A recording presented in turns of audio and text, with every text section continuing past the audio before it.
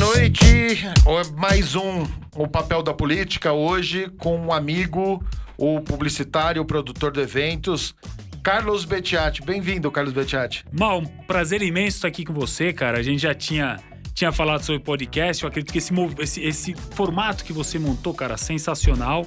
Tenho certeza que já tá dando certo, né? Mas vai dar muito mais ainda. E é um prazer estar aqui contigo, cara. Obrigado. E hoje a gente vai falar de eventos, vamos falar muito de política pública, de política nacional. E começando com o apoio do Instituto Sociocultural Brasil-China, a gente dá mais um início ao Papel da Política. Carlos, o setor de eventos com essa pandemia foi o que mais foi arrebentado, ainda não voltou, tem muita coisa ainda para ser programado.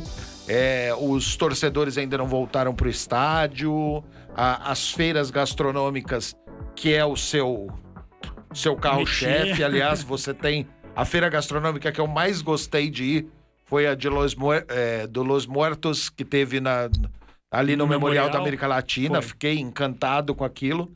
E ainda não voltou. Como é que está a expectativa no setor? Como é que estão os incentivos? Como é que está a conversa com o governo municipal, estadual? Será que tem uma conversa com o pessoal do governo federal? Como é que está toda a situação aí para a volta? Cara, assim, a gente vê muita incerteza nesse meio, né? A gente está esperando conseguir passar esse momento para poder voltar. Mas, assim, a gente já sabe, cara, que vai ser diferente, né? Muita gente que trabalhava, ainda mais feira gastronômica, que você falou, que a gente trabalhou bastante, muita gente que acabou parando, cara. Tem uma galera que quebrou, não tem como continuar, foi buscar outras alternativas e outra que tá complicado agora. Muita gente que eu conheço que foi fazer aplicativo de direção, né, de carro, transporte de Uber, 99, todos os aplicativos. E que agora, com o aumento do combustível, também estão sofrendo de novo. Bolsonaro está conseguindo fazer colocar desempregado o pessoal que já era desempregado e estava trabalhando de alguma coisa. Que estava tentando uma alternativa, né? O pessoal está tentando desempregado duas vezes. Não, é absurdo, assim. Mas a gente tá esperando, cara. A expectativa é boa, assim, dentro do possível, né? Porque a gente tem muito medo ainda, cara. Fala a verdade, essa questão da pandemia. Se você pega Israel, hoje eles estão com uma nova variante, um novo ciclo de contaminação, né, da pandemia. E acho que a gente tem que ter muita responsabilidade de tomar cuidado, cara. Apesar de ser necessário, de todo mundo precisar disso e querer, a gente tem que ter muita responsabilidade e cuidado, né? Agora, conversa, cara, elas são muito paliativas ali, né? Você não tem uma proposta de governo para o setor de eventos definido ainda. Os profissionais do setor, você tá com contato? Por exemplo, o cara que monta palco, o cara que tem a tendinha lá para montar a tenda, aqueles chapéus de bruxa, sim, todo esse negócio. Esse pessoal ainda tá ativo ou a galera foi meio que dizimada? Tinha muita gente fazendo isso. Tinha bastante gente fazendo isso. Inclusive tem um conhecido nosso, cara, amigão, cara. Ele faz uma feira ali como é que é o nome? Esqueci o nome, mas eu vou lembrar. E ele montou uma estrutura de tendas e tudo mais para fazer isso, né? E ele quebrou, porque ele montou a estrutura, ele estava investindo nisso, quebrou. Tem um outro conhecido que trabalhava na parte de distribuição elétrica, né? Então, cara, cabos gigantes, é um custo muito alto que ele tinha de equipe, de pessoal. Cada food truck tem que ter a parte de alimentação de energia, né? Porque o food truck consome bastante, tem food truck que consome bastante, mas a nossa rede tem que ser muito grande, né? A gente, dentro daquilo que a gente se propôs a fazer, uma coisa que eu sempre falei, que assim, nós éramos não os únicos, tá? Porque não sei exatamente como todo mundo fazia, mas a gente sempre tratou tudo da forma como tinha que ser, tá? Então, a gente tinha equipe de distribuição elétrica, todo o equipamento necessário, gerador, ambulância, bombeiro, as autorizações de prefeitura, custo de prefeitura, a gente sempre cumpriu absolutamente todos, né? Porque a gente sabe, né, cara? Você fazendo tudo certo dá dor de cabeça, fazer errado então dá ruim com certeza. Dá processo e costumou dar cadeia por aqui. Teve algumas pessoas que não tinham essa expertise sua e nem essa linha de trabalho idôneo que você tem e que acabou tendo muito problema com feiras gastronômicas em São Paulo. Teve. Inclusive, você sabe que a gente teve uma denúncia, né? Denunciaram a gente. É questão política. sei quem foi, sei o porquê, mas fizeram uma denúncia lá na corregedoria do município, e eles ficaram investigando, chamaram todo mundo que eu conheço. Chamou meu pai, meu pai não, desculpa, meu irmão pra ir lá depor, chamou um amigo meu, pessoal que trabalhava. No final não encontraram nada, porque a gente sempre tentou fazer do jeito certo. Mas foi um absurdo, cara. Teve muita gente que teve muito problema com isso, e teve as pessoas que tinham trabalho, conheço o seu trabalho, sei da Sim. idoneidade que você sempre tratou tudo, e eram empresas que tinham que permanecer. Agora, o triste disso, Betiotti, são as possibilidades, né? Durante essa pandemia, todo mundo se preocupou muito com o artista, Uhum. que tinha que ter uma preocupação muito forte. Sim. Agora, o cara que montava o som, montava o palco, o cenógrafo, Os o bastidores, que cara. montava a mesa, esse pessoal ficou completamente fora de tudo. E dói muito, cara. Sabe que quando a gente começou a fazer os eventos, tinha uma motivação que a gente achava que devia fazer, né? Que era importante. Mas na época, assim, 1 ano depois que a gente começou a fazer, tem uma pessoa que veio falar com a gente e ela falou, cara, pra mim, a Thaís, a minha esposa, também a gente fazia junto. Ela falou, ó, se não fossem vocês, quando eu comecei a fazer, eu tava num momento péssimo da minha vida, pensando em fazer besteira, né? Tava desempregada, não sei o quê. Ela falou, eu tava pensando em fazer besteira e graças aos eventos que a gente começou a fazer, depois vocês chamaram a gente pra fazer, eu mudei de minha postura, decidi tentar mais uma vez, né? E ali ela deixou aquela pensamento que ela tinha de fazer uma besteira com a vida dela mesmo. E a gente, cara, é coisa que impressiona quando você ouve. E o que mais dói, cara, é saber que as pessoas hoje estão passando por situações parecidas com aquela que ela passou lá atrás. De não ter emprego, não ter renda, não ter de onde tirar. Ela tem uma filhinha. Mas, cara, isso foi muito pesado pra gente na época, né? Ver isso, saber disso. Mas a gente precisa entender a importância daquilo que a gente faz, né? Cara, a gente tinha 40 expositores no evento. A gente tinha ali 300 empregos. A gente, cara, que era pequeno, que era, né? A gente tinha lá 300 empregos diretos e indiretos por evento acontecendo. Então, eram 300 famílias vivendo daquilo. E assim como a gente tinham vários outros, né? Então, o número de pessoas hoje que passam necessidade por conta disso, cara, é absurdo. Cara. Centenas de milhares que a gente tem visto. E falta, né, Carlos, toda uma proposta por parte do governo federal, principalmente de abraçar essas pessoas. Ele aprovou os auxílios, que tinha que ser aprovado mesmo. Agora, a parte de requalificação, um exemplo, esse pessoal de eventos, eles têm muito a ensinar. Se você pegasse o pessoal que monta som, o pessoal de elétrica, para requalificar as outras pessoas que ficaram desempregadas e tivessem uma qualificação remunerada, como já ocorreu várias vezes, de ter cursos que a pessoa, para fazer o curso, recebia uma grana, tá? E eles estão preocupados com nada, né? Você vê o governo federal hoje preocupado com os filhos do presidente e mais nada, não tem mais nada acontecendo. Não tem a proposta, cara. Você não tem um plano de ação para quase nada, na verdade, né? Você pega a política, ela ficou no ódio, ficou no visceral, né? Eu odeio você, e se cria uma narrativa ruim para tudo e você não tem uma proposta para nada. A verdade é essa, né? Assim, as poucas propostas que tem você liberar arma, quer dizer, você não tá pensando a sociedade de fato. Eu tava conversando com a minha esposa, a gente tava vindo para cá, e quando a gente fala, né, de ter que ter um olhar para as pessoas que precisam, né? E o governo não tem uma política definida. E, cara, a gente vem para cá, você começa a ver a diferença. Eu moro na Zona Leste, tá? Na Penha, sou apaixonado pela Penha, pela região da Penha, tá? Que é bem grande ali. E você vê a diferença de infraestrutura que você tem na cidade, por exemplo, né? Pode parecer bobagem, mas você não tem uma política para que você consiga melhorar as condições para quem está lá na ponta. E com desemprego e com tudo isso que veio, cara, a gente só lamenta, né, cara? Porque muita gente não vê luz no fim do túnel, cara. Não vê. Você falou, por exemplo, da forma de se fazer política, da liberação de armas, tudo isso. Você, como analista, que eu sei, conheço seus textos, tudo isso, como analista político que você faz, quanto disso é narrativa para desviar o foco E quanto disso é projeto mesmo, que dê algum tipo de profundo. Por exemplo, sempre todo mundo fala em diminuir o Estado. Uhum. Todo mundo fala em privatizar muitas empresas. Acho que hoje a maior estatal que a gente tem no país é a família Bolsonaro.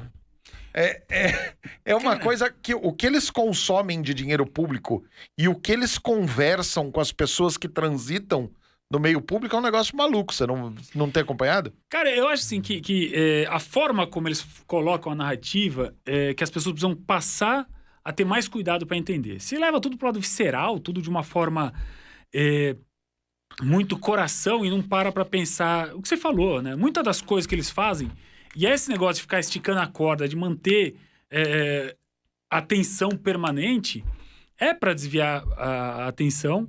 O discurso que se faz do armamento são políticas. Na verdade, é assim, eu acredito, cara, eu falei isso há um tempo atrás. Não é de agora que a gente que criou essa situação. É lógico, com o atual governo, da forma como é feito, e não tô sendo esquerdista, direitista, nada disso, cara. Tem que parar e analisar com calma. Não é só de agora. Lá de 2013, quando começou as manifestações, que começa contra o aumento do transporte público. E lá atrás a gente falou, né, cara?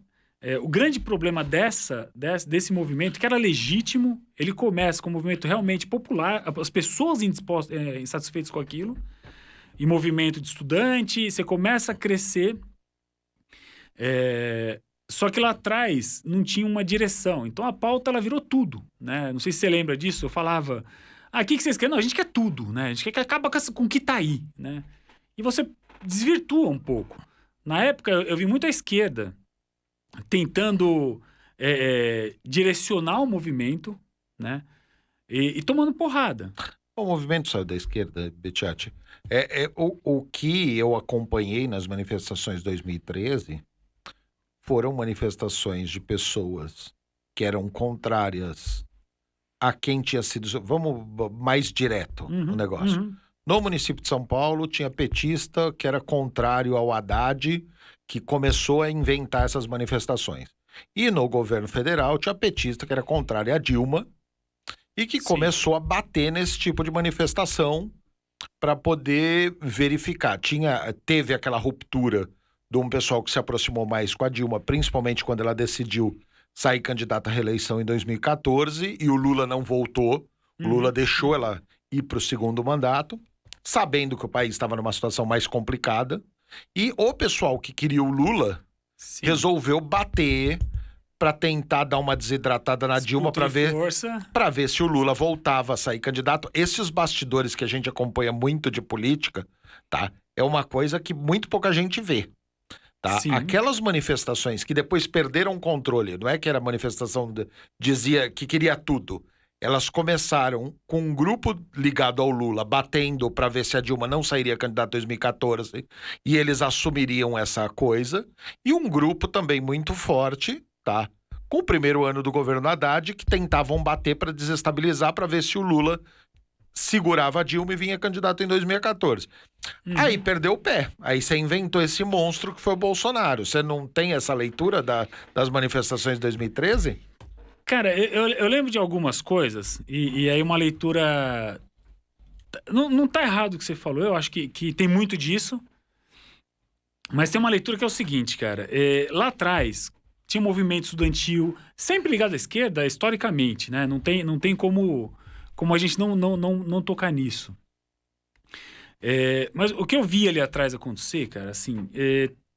começou a ter adesão de uma grande parte da juventude, que começa a participar do movimento por uma série de satisfações, porque foram instigadas por oposição ao governo, a quem estava no momento, né? Para causar, e aí sim o que você falou, causar uma indisposição, causar uma situação desagradável para forçar o que eles queriam. Mas tem uma coisa que eu acho, cara, que uma grande parte da direita viu aquilo como uma oportunidade. E aí eles começaram a criar movimentos que se diziam de direita. Eu falo, tem um movimento, não vou falar aqui porque a gente tá uma paulada só de falar, mas, cara, os caras criam um estereótipo perfeito, né? colocaram, eu falo que era o Capitão Planeta, né? Porque você tinha lá a menina, que falava contra o feminismo, você tinha lá o imigrante, né? Que falava sobre tal coisa, você tinha lá o negro falando contra Os direitos. os direitos do movimento negro. Você pegou, e eram jovens, né? Pessoas que representavam, de certa forma, alguma novidade ou alguma renovação, né? Mas ali começa a criar todos esses movimentos. Esses movimentos se juntam, criam uma narrativa de que é um movimento sem partido, apartidário, que não existe, né? Não existe apartidarismo. Você pode ser suprapartidário, você pode ser multipartidário. Mas apartidário, na minha opinião, não vejo muito sentido nessa palavra em si. Não na sociedade. E ali, cara, os caras começam a convencer a sociedade de que o movimento tem que ser sem bandeira, sem partido, sem ninguém, né?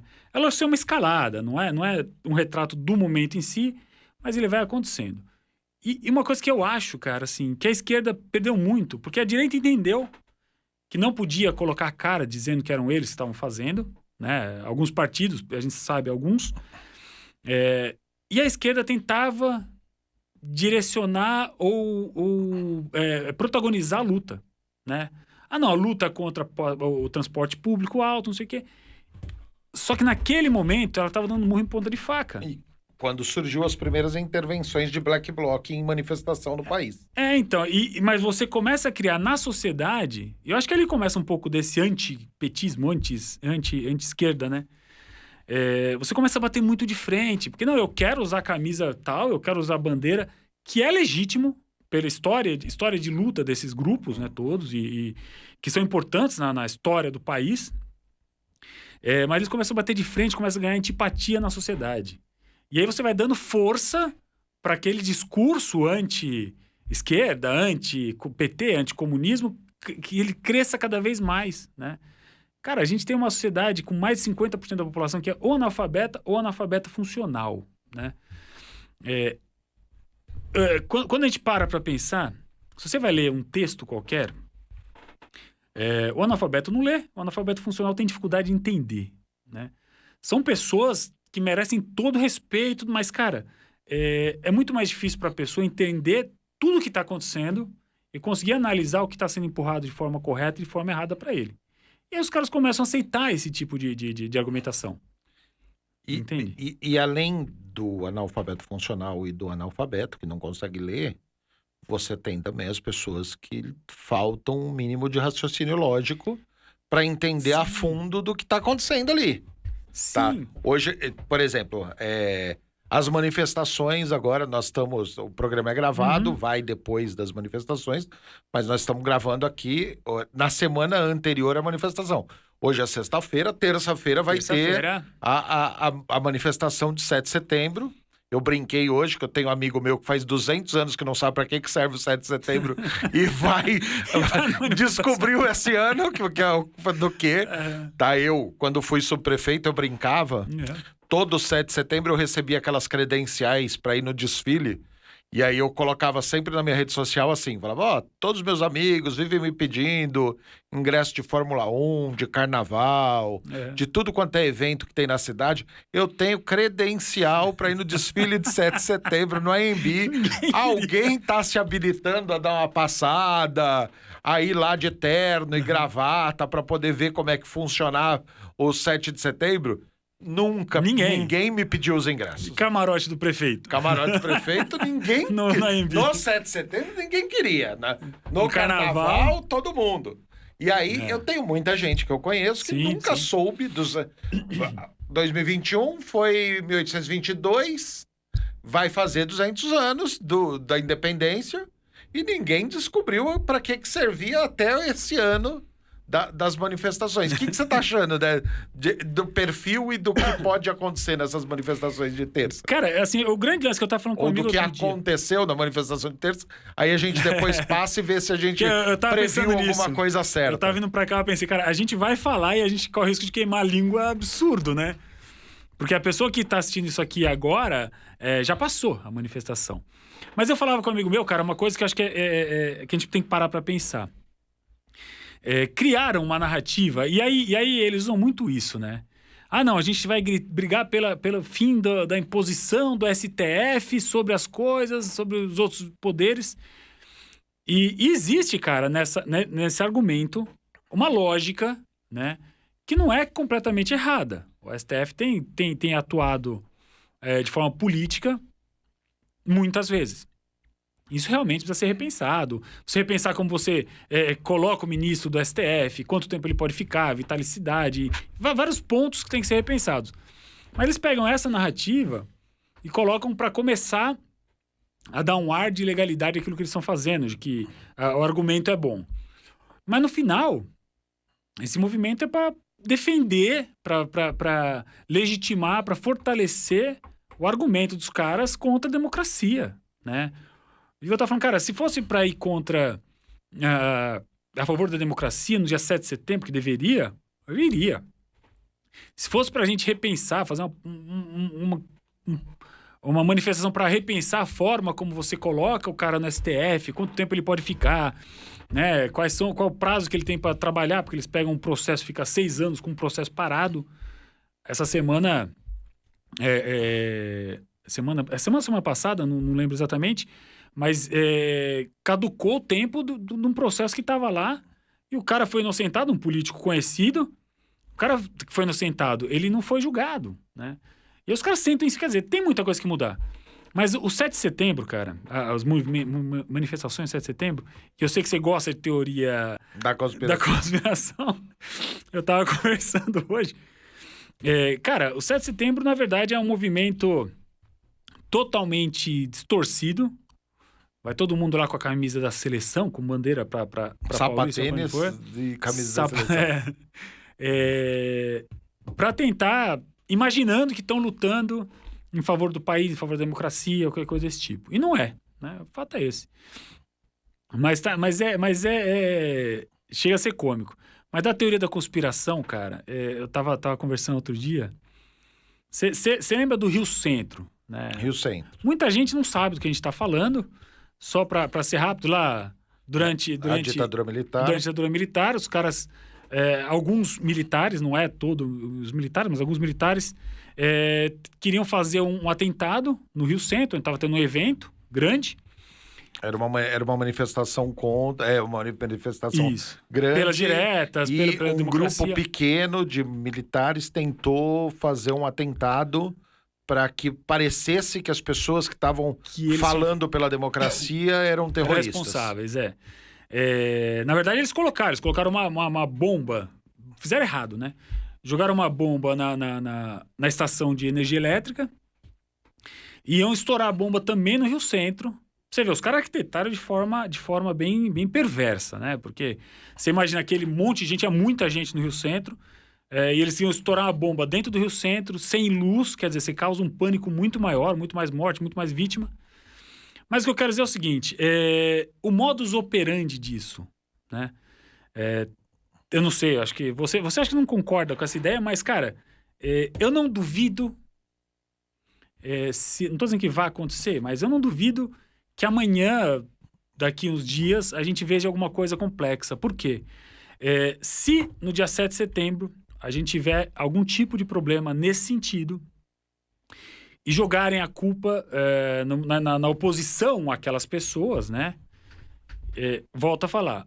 A oposição àquelas pessoas não é que elas são contra a correção do trabalho do STF. Não é que as pessoas são contra isso. São contra o presidente e da forma como ele administra, que não administra. Mas se tiver alguma coisa assim, os caras vão pegar aquela grande parcela da população que, de certa forma, é muito mais fácil de influenciar. Vão falar, tá vendo aqui? A gente precisa de uma intervenção militar. Porque os arroaceiros, eu não quero usar essa palavra porque eu acho ridículo, mas os comunistas, né, estão matando gente em manifestação em favor do país, né? E aí você justifica esse tipo de coisa. Vai acontecer? Aliás, aconteceu, né? Porque quem tá vendo já viu? Não sei. Mas eu não duvido, cara. Então, vamos fazer futurologia aqui. Futurologia. Então, minha previsão para o 7 de setembro. O pessoal que é favorável ao Bolsonaro vai fazer igual na motociata, que vai falar que tinha 15 100 milhões milhões. de pessoas na Paulista, tá? Sendo que ocupou 6, 7. Vai ter bastante gente, porque tá sendo convocado por muitos pontos. Mas tem um feriadão prolongado e quem vota no Bolsonaro costuma ir pra praia. Vai pra praia. Vamos ver como é que vai ficar isso. Mas o pessoal do Bolsonaro vai falar que tinha 2.000 vezes mais do que tinha. O pessoal que é contra o Bolsonaro vai fazer aquela fotinha do início da manifestação falando que tinha 15, 20 mil e mostrando a Paulista vazia e não mostrando depois. Aí depois pra internet, o favorável ao Bolsonaro vai colocar aquelas fotos das manifestações de 2016. Lá atrás. O pessoal também vai fazer esse tipo de coisa e vai meio que montar essa narrativa. Temos algumas possibilidades aí de louco levar a sério isso e fazer bobagem, ou, de acordo com a sua teoria, que é uma coisa que eu acho interessante de pensar, que eu não tinha pensado nisso ainda. Vamos lá, deixa eu ver se eu entendi direito. O pessoal que é favorável ao Bolsonaro mais articulado, plantar um grupo na manifestação de esquerda que vai ter no Vale do Anhangabaú e fazer alguma coisa pesada para tentar incriminar o pessoal da manifestação do outro lado. Que eu achei estranho esse negócio de permitirem 2 manifestações. Absurdo. Tanto aqui quanto em Brasília. Isso é um absurdo. Porque se você planta a pessoa do outro lado, você arruma confusão que o pessoal tá querendo. Agora, deixa eu te falar. E se colocar na Paulista, que vai ter um monte de gente de camisa da seleção, eu estourar 4 bombas ali e ferir cidadãos de bem, empresários, né? Que estavam nessa manifestação e falar que foram os vermelhos. Eu acho mais elaborado isso. Eu não sei se o Bolsonaro tem cérebro pra montar esse tipo de, cara, sabe de coisa. A gente menospreza muito, cara. Assim, eu sempre falei, cara, e depois eu conto até uma passagem com o Fernando Haddad, cara. A inocência de alguns grupos políticos, da esquerda, né? Cara, quando o Bolsonaro era pré-candidato, lá em março de 2018, fevereiro, Não, março... antes, ele... mas eu digo, lá em fevereiro, eu cheguei a falar sobre isso, cara. Eu falei, cara, se esse cara vai ser candidato, eu sou publicitário. Se eu fosse publicitário da campanha dele, eu ia dar um jeito dele não ir nos debates. Eu ia inventar. Mas porque não tem o que falar. Porque ele é um imbecil. É um imbecil. imbecil, Se velho, você não quer falar, eu falo. Não, mas é isso. É um imbecil. O cara é um imbecil. O que eu faria? Não tô dizendo que tá correto fazer, não. Mas se você vai traçar uma estratégia para vencer, eu tiraria ele dos debates. Inventar um atestado e não tem quem conteste o atestado de um médico. Pô, não tem como. Só que o cara... E aí também, em teoria de conspiração, se é verdade ou se não é, não sei o que... Tomou uma facada, né? Só que tem uma coisa que eu não sei se as pessoas lembram. Em 2 situações durante a campanha, ele abandonou compromisso de campanha porque ele foi internado e nessas 2 vezes se falou que ele teria que passar por uma cirurgia, que era necessário, antes dessa tal facada aí, mas que ele teria que passar por uma cirurgia. Ele cancelou o compromisso, tá? Jornal, revista, quem pesquisar, é difícil de achar, porque quando você fala em hospital Bolsonaro, você vai tudo de facada, pós aquela... Mas enfim, mas os caras conseguiram um fato que ajudou. E ele não foi pros debates e venceu, né? Não, eu acho... Independente, eu não consigo questionar a facada. Por quê?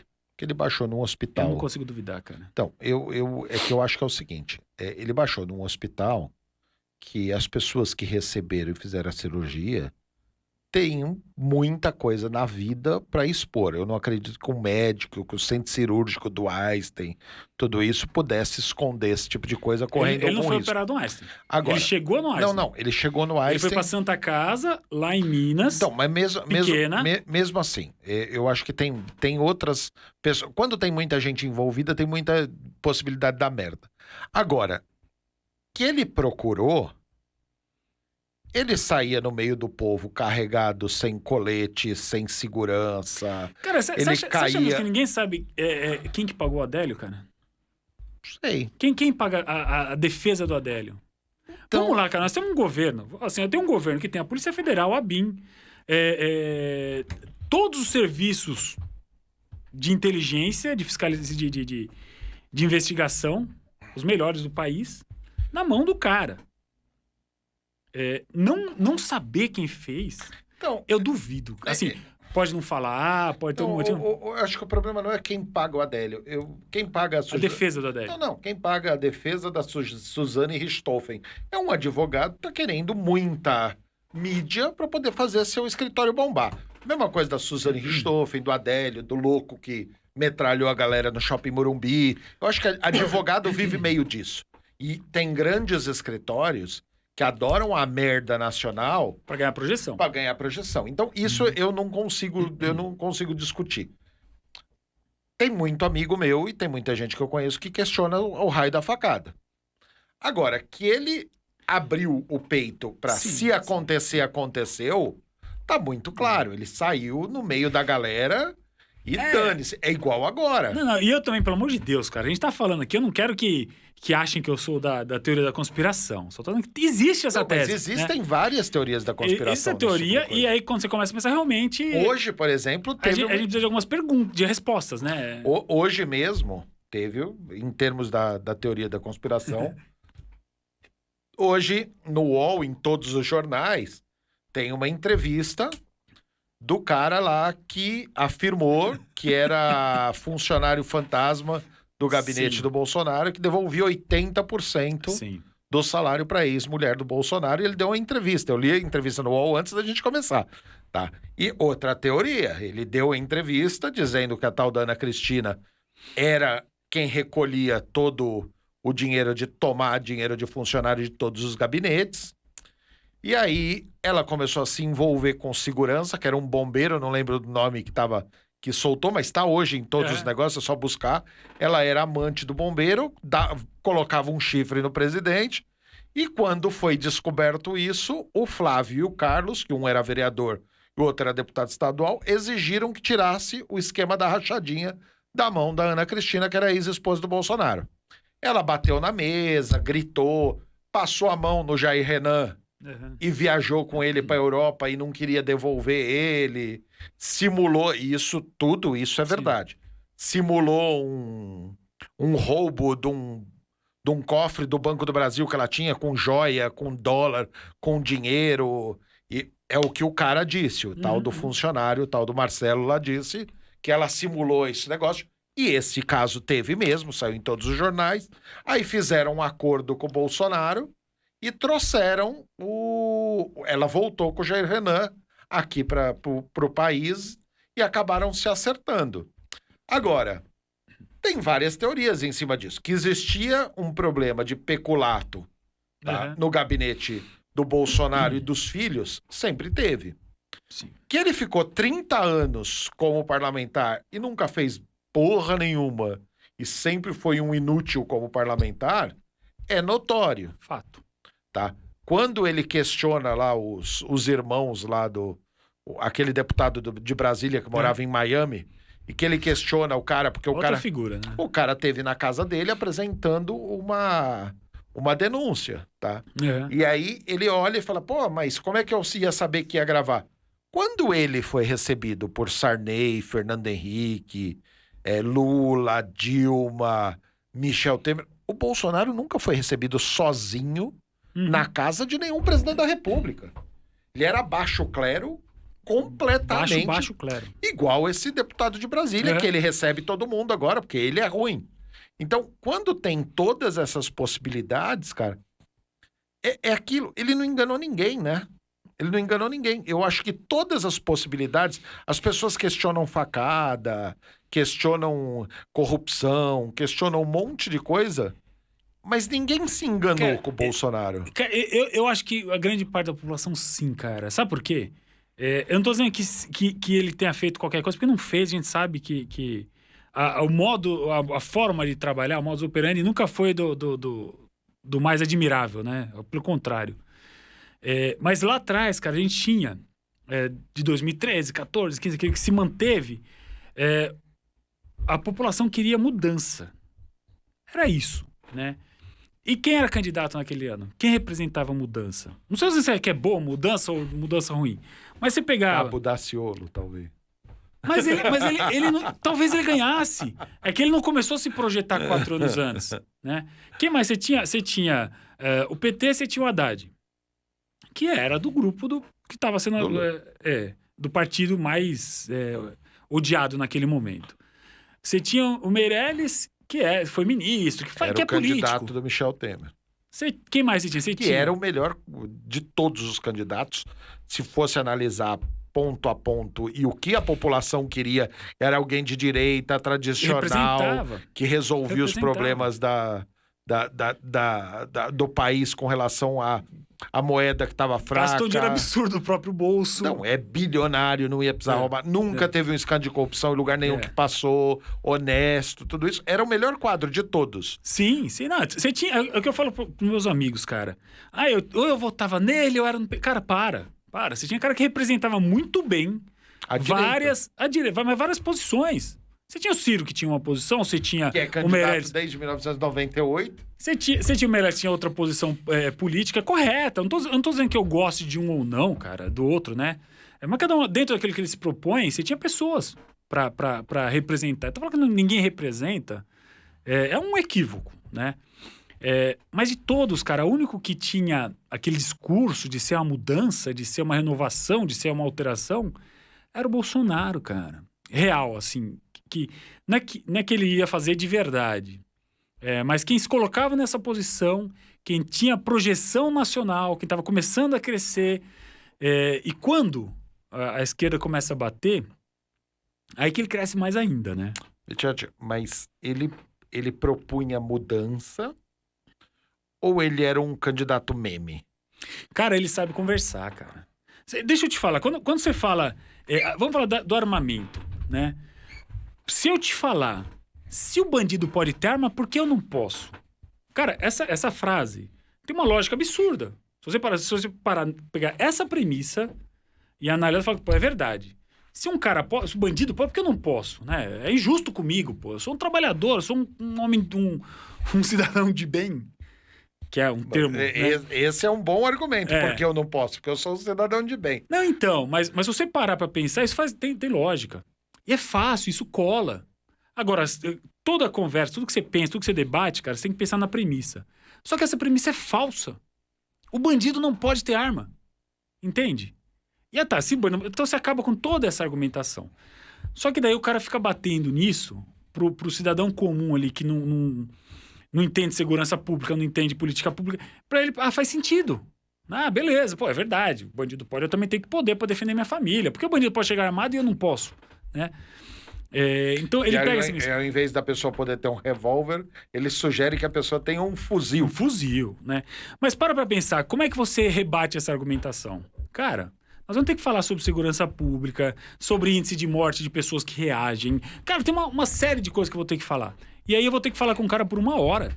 Sobre competência. Sim. Por que eu não posso ter uma arma? Porque você não tem competência e nem estrutura mas ele acha pra que ter tem. uma arma. Todo mundo acha que tem, né? E aí eu vou ter que chegar pra esse cara com... E é isso que eu falo que eles acertaram muito, cara. Porque eu jogo uma dessa, né?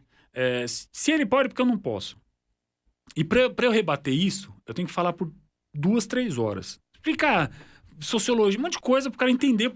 Tá certo, não deveria, né? Não pode, não deveria. E aí você entra uma outra argumentação que também faz sentido, que é que o Estado não consegue garantir a segurança das pessoas. Então a pessoa acha que ela tem que garantir a própria segurança, que também entra no discurso, né? E aí quando você começa a debater isso, ele já joga outra, entende? O kit gay. Porra. É lógico que é absurdo. Você quer convencer meu filho a ser gay? Mas ninguém quis isso. Você entende? Ele coloca, tal pessoa quer convencer seu filho a ser isso ou ser aquilo, né? Isso cola. Então os caras têm uma forma de conversar, aproveitando justamente um pouco da ignorância de uma parte da sociedade sobre alguns assuntos, e usa aquilo em favor dele. Sabe que ontem eu vi uma entrevista do Rafinha Bastos que falou o seguinte, que hoje ele repensaria em algumas situações. Quando começou o CQC, o Pânico, os programas de humor, na época que faziam humor com jornalismo, eles começaram a dar voz a uns malucos que não tinham voz há muito tempo, tá? E nunca tiveram voz. Por exemplo, o Bolsonaro, ele tinha uma casta que ele falava e que eram as pessoas que se identificavam com ele, mas ninguém no resto do país sabia que aquilo existia. Ele falava pro preconceituoso, ele falava pro maluco, ele falava pro cara que achava que era o Batman, e ninguém dava muita trela, né? Não muita dá trela. muita... E aí, a partir do momento que começou a aparecer microfone para que estas pessoas pudessem ter voz, passou a situação de investigação. O cara queria ver mais dele, começou a ir buscar. Acho que foi até aí que deu o boom da rede social. Porque as pessoas viam um pouco dele na TV e iam caçar para saber o que mais esse cara tinha para dizer. E aí chegavam para ver o que o cara tinha para dizer, o cara só falava bosta. E eram algumas bostas que ele acreditava. Piamente. E é muito maluco. Tanto que, graças a Deus, que prenderam o Paulo Maluf na época. Que não sei não se o Paulo Maluf não voltaria, como o Enéas hoje idolatrado. É visto e idolatrado. Não sei se o Paulo Maluf não viria assim, ressurgindo das cinzas. Aliás, hoje é aniversário do Paulo Maluf. Homenagem a Dr. Paulo. Vamos falar de Dr. Paulo. Faz 90 anos hoje. E eu não sei se não olhariam pro Paulo Maluf como, vamos ressurgir o Paulo Maluf porque ele faz e ele rouba pouco.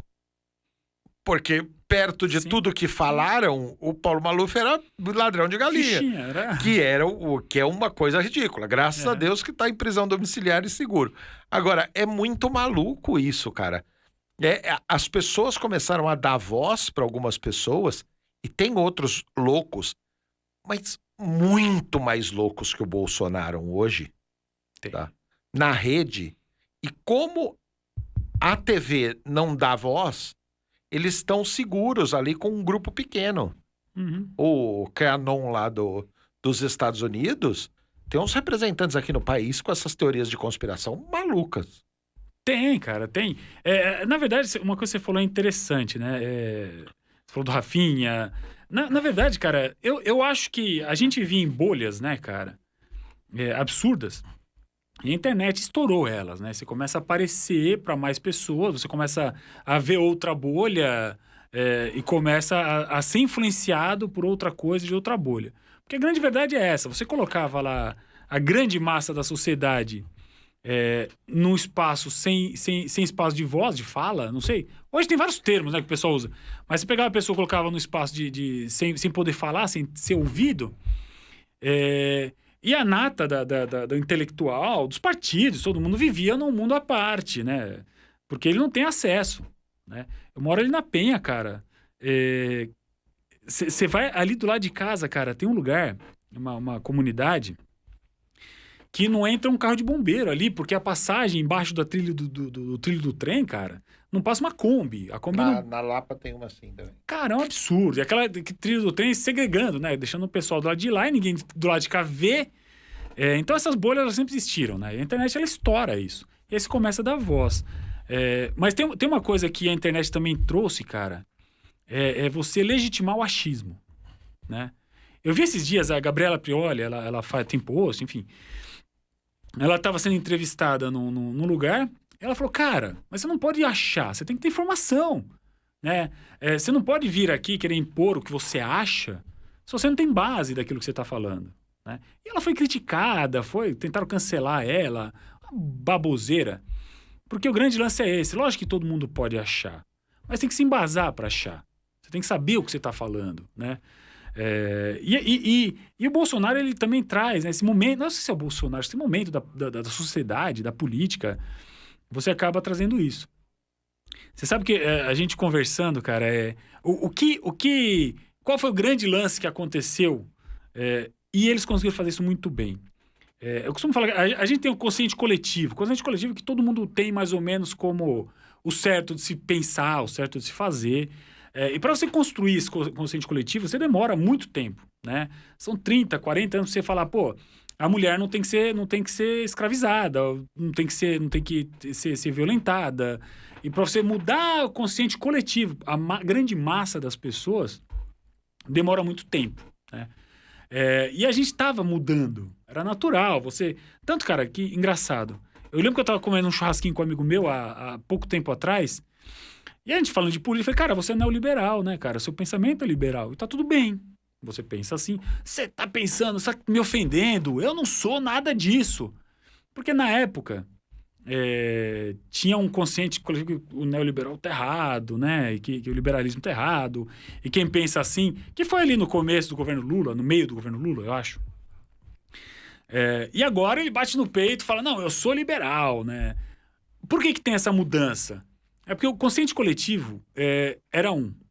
E o que fizeram, e não foi só aqui, acho que no mundo inteiro acabou acontecendo isso, você quebra essa evolução do consciente coletivo com várias argumentações contrárias àquilo que você acredita, que você não tem como contra-argumentar, porque esse consciente coletivo ele cresceu durante muito tempo, mas sem base sólida, né?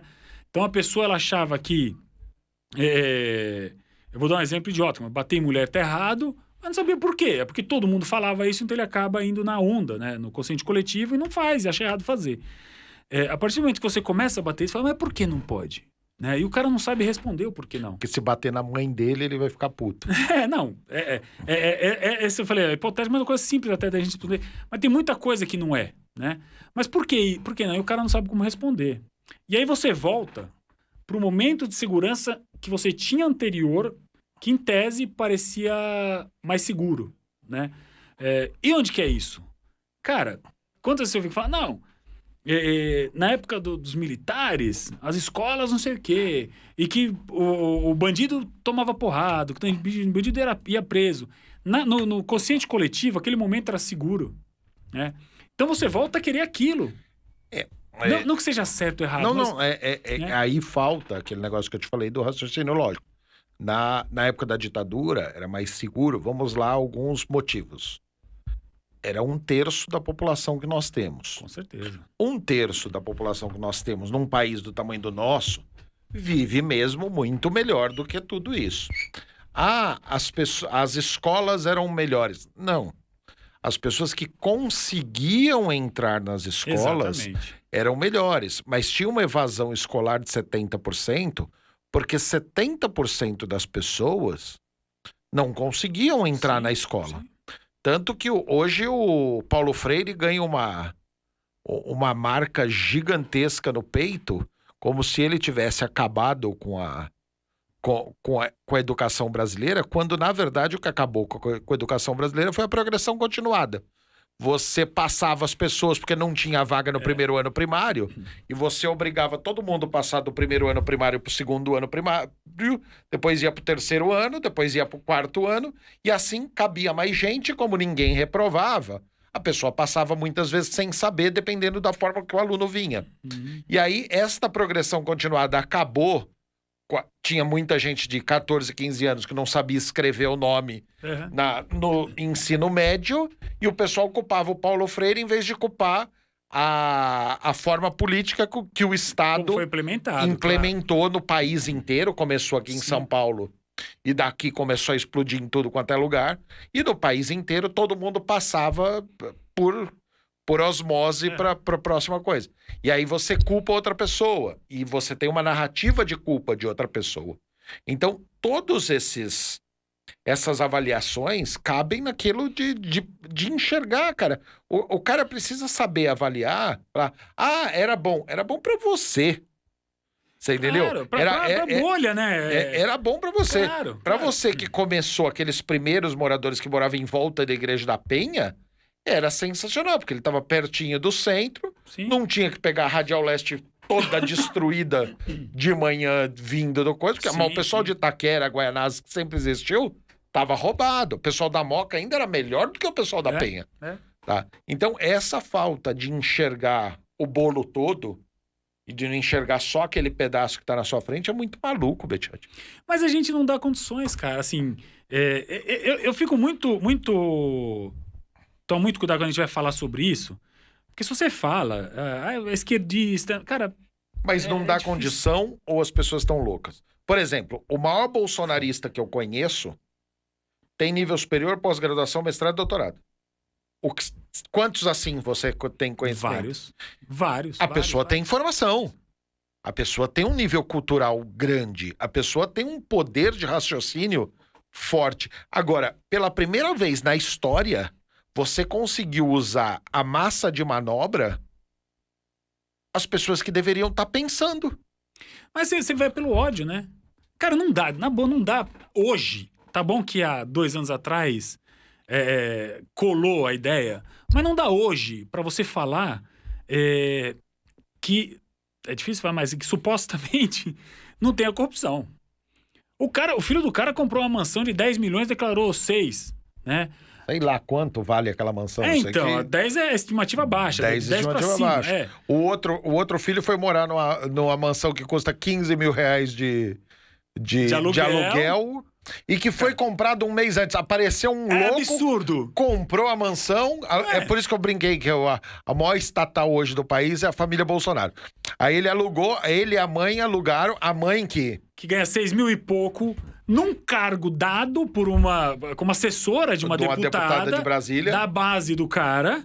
Não, e mais louco ainda, todos eles estão enriquecendo. Sim. Todos eles estão fazendo negócio. Por exemplo, estourou uma CPI com um escândalo de venda de vacina e, por um acaso, o lobista conversava com o filho caçula e era amigo do filho que é senador. E aí, todo mundo... E o engraçado disso, Betiotti, é que todo mundo que ameaça e bate a mão na mesa, aparece a salvação. Esse Jair Renan, que é o caçula, o 04, e a mãe dele, que tá estourando o negócio, que ela era a responsável, hoje tá nos jornais, que era ela responsável pelo recolhe da grana dos funcionários do gabinete, foi só o irmão dela bater na mesa e falar assim... É pilantra, eu devolvia meu dinheiro. Arrumaram a mansão pra ela. Então, se você vê a cronologia, é o seguinte: o Flávio comprou a mansão. Apareceu o irmão da ex-mulher do Bolsonaro falando que devolvia dinheiro. Arrumaram a mansão pra mulher. Já a mulher do Eduardo do Bolsonaro vai sentar a mão na mesa e vai falar: tem a minha mansão aí também? Porque eu vi que aconteceu isso, ou o irmão dela, a tia, a cunhada da filha da vizinha, vai aparecer isso e vai aparecer alguma coisa também. Eles vivem de chantagem, né? Assim, Todo mundo. Cara, esse da casa que você falou, cara, acho que as pessoas precisam parar e pensar, né? Tinha uma casa, né, que, eu tava lendo isso ontem. No dia 10 do mês de junho, de agosto, sei lá de quando, de um mês, no dia 10, ela foi vendida. Um cara comprou essa casa, mansão de 4, 5 milhões. A mais, 4, 5 milhões porque você sempre valor, declara o baixo, né? O pessoal declara o baixo. Mas 5, 6 milhões o valor de declaração da casa, da mansão. Esse cara que comprou, mora numa casinha de 200 mil reais lá no Cabrobó E com reboco, não é uma casa bonitinha, reformada, sobradinho, bonitinho. Então, é uma casa sem reboco. Aí esse cara no dia 10 compra, no dia 30 tem um contrato de locação para essa moça que trabalha, que é ex-mulher do Bolsonaro, que tem um filho, que ganha 6 mil por mês. Um contrato de aluguel que ninguém fala qual que é o valor, mas na região não existe uma casa que tenha menos de 15 mil reais de aluguel. E ela ganha 6 como assessora. Quer dizer, né? Só que ela foi vista nessa casa, essa moça e esse menino foram vistos na casa um mês antes. Agora, pergunta que não quer calar. Jair Renan 04 é candidato a deputado estadual pelo Rio de Janeiro ou federal e vão fritar o Hélio Negão?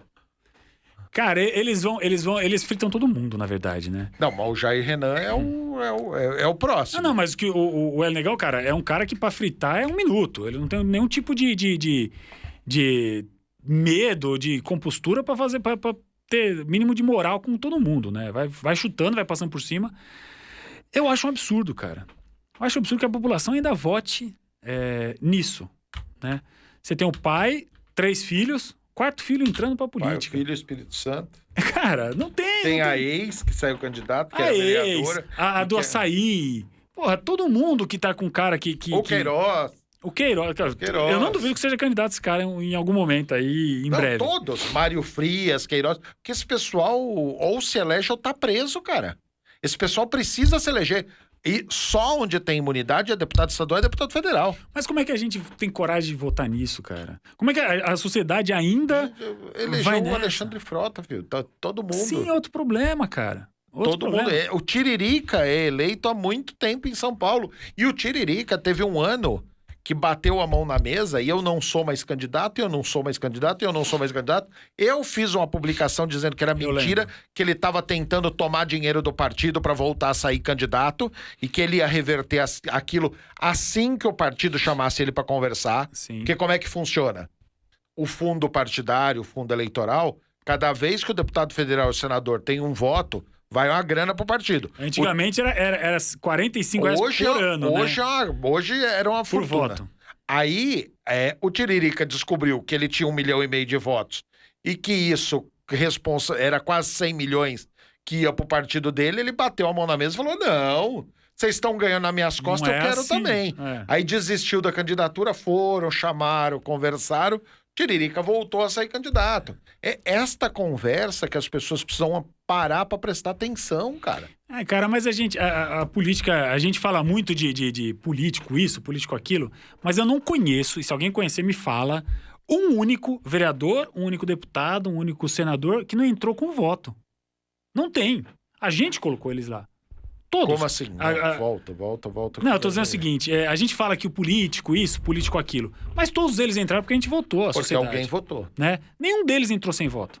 Tirando um suplente de senador, né? Mas ele também tá no debate que ele teve voto, porque ele tava na chapa. Mas ninguém Porque sabia votaram. que ele existia. Não, tudo bem, mas no modelo...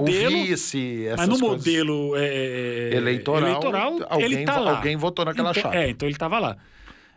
Cara, a gente fala muito das pessoas, mas a gente pensa na gente, cara. E aí a gente trazendo pro microcosmo não, ou menor, na instância municipal, eu tenho falado, cara, e aí não tenho nada contra nenhum vereador, ou quer dizer, alguns dos que atuam na região. Mas a subprefeitura da Penha tem 500 mil, tem mais, né? Tinha no último censo, 500 mil habitantes. São mais de 300 e poucos mil votos. Cara, ali, a subprefeitura da Penha poderia eleger 3, 4 vereadores por número de voto, né? Vamos que seja 2, 3. Sabe quantos tem, cara? Nenhum. A subprefeitura da Moca, que é do lado, a última legislatura tinha 6 Que moram na Moca. que moram na eles são- subprefeitura da Moca. Moca, Belenzinho, né? Na região. Volto a falar, não é questão de ser contra alguém que seja de lá ou não. Mas a gente fala em política, a gente pensa em representatividade. Primeiro. Mas para isso precisamos do voto distrital passado o mais rápido possível. Cara, E enquanto o não voto... vai resolver. Mas A gente vai ter consciência. enquanto as pessoas buscam o voto distrital como forma de resolver toda a situação, os políticos em Brasília estão pensando num distritão para passar sem nem ligar que vai piorar a situação dessa que você falou da Penha, aí é muito mais louco, muito mais complicado. Porque a gente não precisa, assim, é lógico que é melhor se a gente tiver isso definido, como regra eleitoral e tudo mais. Mas a gente pode fazer o distrito sem ter isso. Se você juntar as pessoas da Penha e conseguir eleger alguém dali, volto a falar, não que isso seja... não é que sou bairrista, não que o cara vai atuar na região. Mas, cara, um vereador, ele tem lá 3 milhões por ano de emenda parlamentar. Dependendo do vereador, de onde ele Tem tá. mais, dependendo do vereador. Eu tô pondo um 3, 6, piso. 9, 12. Dá 12 milhões no mandato. 12 milhões no mandato, né? Um deputado federal, você vai para 20 milhões por ano, né? E aí, tem um cara daqui que manda pro Rio. Mas se você... Tem. Aliás, tem cara daqui que mora no Rio. Porque o Eduardo Bolsonaro mora em São Paulo aonde? Tem vereador do Rio que mora em Brasília, o Carluccio, né? Porra. Tinha o Aécio Neves que morava no Rio e era senador de Minas. Cara, são absurdos que a gente precisa buscar na sociedade resolver, né? Mas vamos lá, um deputado federal que tenha 10 milhões por ano, tô chutando baixo, são 40 milhões. Qual o orçamento da subprefeitura Penha por ano? 40 milhões. 40 milhões. Se esse cara, que é da região, direciona pra lá... Toda a grana. Toda a É grana. o dobro. Cara, você Em vai... 4 anos... Você aumenta em 25% a qualidade de vida das pessoas naquela região. Verdade. Né? E aí, cara, mas é bairrismo? Não é isso, cara. Mas tem necessidades ali. Não adianta. Eu uma vez comprei uma briga, cara, com a minha empresa de saneamento. Não vou falar o nome, mas é uma empresa de água, né? Cara. Sabesp. É essa. No bairro do Piratininga, os caras lá é uma comunidade, essa que eu falei que é do lado de lá do trem. Eles começaram a cavar buraco para colocar água, captação de água, de esgoto que não tinha. Para cobrar esgoto também, porque a partir do momento que você tem o esgoto, você passa a cobrar, porque a água chegava. Eles começaram a cavar e as pessoas da comunidade começaram a sentir cheiro forte. A rua ficava aquele esburacado que fazia vala, ficava lá um mês a vala aberta. E os caras quebravam em cano de água, né? Porque a população que ela fazia antes, ela pegava a tubulação da casa dela, jogava na galeria pluvial para ir pro rio, que é o que eles tinham de opção. E eles quebravam, então entupindo casa, enchendo, o cara ia no banheiro, o negócio voltava, dava descarga, o negócio voltava. E a água chegando com gosto ruim lá na ponta. Tentar resumir para não tomar muito tempo. O que acontece? A gente foi lá verificar, chamou, porque a empresa ela tem vários níveis, né? Então você tem lá o agente comunitário, que é o passapano, né? Ele, não, eu sou amigo de vocês, pode deixar, nós vamos resolver, nós estamos juntos. O papel dele é ficar ali fazendo... passar pano para a empresa. Aí a gente foi lá conversar, ele, não, nós vamos ver. Então vamos ver. Foi lá, disse que pegou a água, levou para fazer análise. Não, isso são líquens, né? Que tem lá na represa, então veio na água, o cheiro é disso, é daquilo. Beleza, eu falei, cara, tem coisa errada. Eu fui lá no posto de saúde da região ali, que pega o Piratininga e o São Francisco. Falei com a gerente, falei, cara, eu tô achando estranho. Vamos fazer uma coisa? Levanta o número de doenças que a gente tem causada por ingestão de água contaminada ou alimento contaminado, porque tá estranho. Beleza, ela levantou isso e a gente tava lá com um princípio de surto. Que a secretaria, quer dizer, supostamente, que a secretaria não bateu o martelo dizendo que era um princípio de surto, a Secretaria de Saúde, mas se você pegasse o número daquilo e fosse estudar sobre isso, era um princípio de surto, né? Causado por esse tipo de problema. Que na história da cidade, o último tinha sido em 82, né? Princípio de surto por alimentação, por ingestão de alimento contaminado e água contaminada. E aí, cara, eu fui lá, a gente começou a brigar, aí eu fui lá com o pessoal da comunidade, a gente foi ver o que estava acontecendo. E aí, cara, outra coisa que a gente descobriu ali, quando a Sabesp tinha colocado encanamento de água, que vai levar água potável para as casas, eles, em vez de fazer a vala para passar o encanamento, eles passaram dentro da galeria pluvial. Então, aquele cano que estava dentro da galeria pluvial levando água para as casas, para reduzir custo e tudo mais, hoje estava dentro do esgoto, que é onde todo mundo jogava o esgoto das suas casas. E, cara, aquele cano, depois de algum tempo, ele perde a impermeabilidade, né? Ele passa a ser impermeável, porque ele resseca, tudo mais. E isso estava gerando contaminação na região. Só para eu finalizar aqui essa história. Aí um dia eu estava no Tatuapé, que é ali perto também, você conhece. Tava na esquina da Vilela com a Tijuco Preto. Eu tava lá, tinha um escritório. Eu tava lá, cara, eu vi de manhã, chegando um monte de caminhão, Sabesp. Um monte.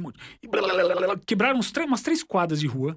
Fizeram uma vala de uns 5 metros de profundidade.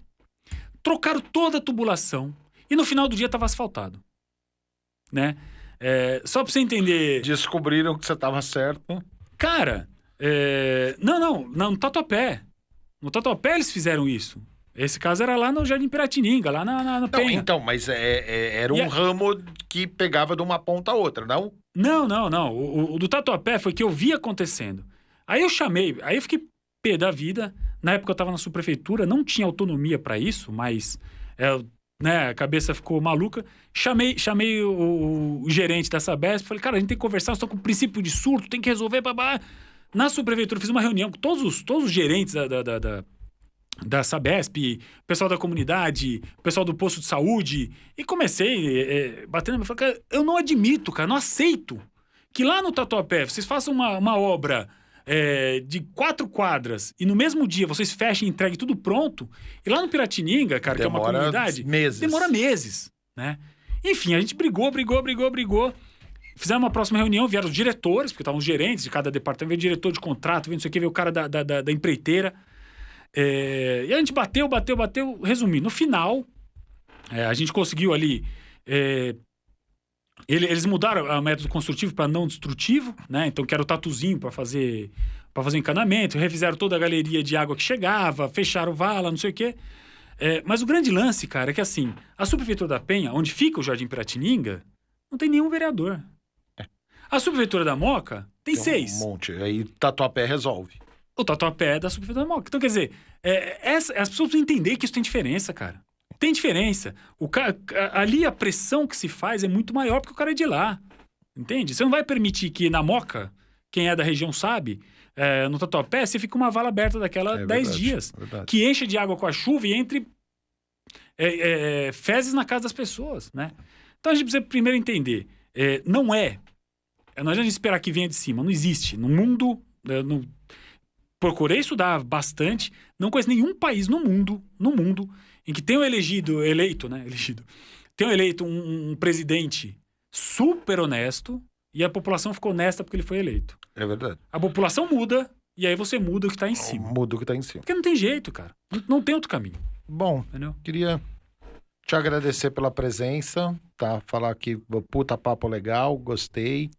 E é o seguinte, vamos dar continuidade, vamos esperar nossas previsões para o evento do dia 7, vamos ver quando vai aqui o podcast do ar para saber se a gente acertou o que foi a manifestação do dia 7 de setembro. Obrigado mesmo, queria que você despedisse. E se uma dessas teorias tiver correta, é bom nem ir pro ar. Não! Vai sair com corte, aí eu faço questão de ir pro ar, aí vambora. Cara, é um prazer imenso estar aqui. Eu falo já faz alguns anos, cara. Eu acompanho muito a vida política, acompanho muito os mandatos dos subprefeitos, dos políticos. E eu sempre te falei isso, cara. Um dos melhores subprefeitos que a gente teve na cidade, não que não tem outros bons também, tem muita gente boa, mas um dos melhores subprefeitos que a gente teve foi o Maurício Martins, na subprefeitura de Itaquera. Correção na forma de tratar todos os assuntos. E não tenho o menor interesse em agradar, não, mas é a verdade. Eu sempre falei isso, você sabe disso. Quem olhar nas redes sociais sabe que eu sempre colocava. Porque tem uma coisa que eu acredito, cara. O que é ruim a gente tem que meter o pau mesmo. Mas o que é bom a gente também tem que ter decência de falar. É um prazer imenso estar aqui com você. Obrigado. O papel da política é uma coisa extremamente importante na vida da sociedade. Espero que as pessoas entendam isso, comecem a consumir mais, entender e ouvir. Porque é através desse debate que a gente faz que a gente consegue melhorar o país, cara. Obrigado.